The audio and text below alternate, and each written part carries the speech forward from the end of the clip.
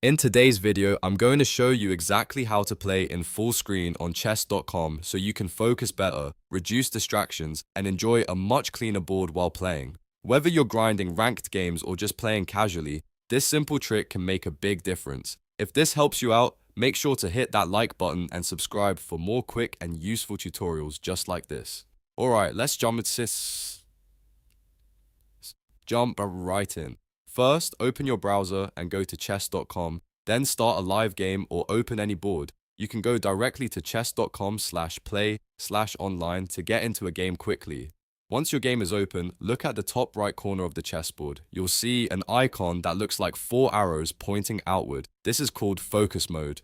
Go ahead and click on that focus mode icon. As soon as you do, you'll notice that most of the distractions on the screen disappear. Side panels, extra menus, and other clutter will be minimized so you can concentrate entirely on the board. This is the first step to getting that full screen experience inside chess.com itself.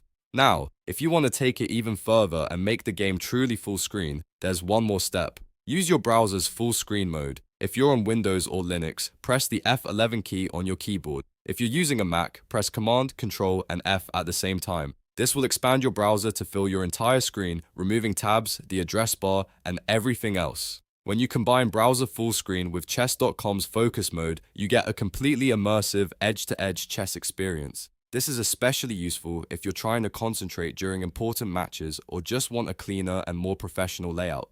If you ever want to exit full screen, just press the same keyboard shortcut again. So F11 on Windows or Linux, or Command, Control, and F on Mac. And to exit focus mode, simply click the same icon again in the top right corner of the board. That's all there is to it. Super simple, but it makes a huge difference in how you experience your games on chess.com. If this video helped you, make sure to hit that like button and subscribe for more helpful guides, and I'll see you in the next one.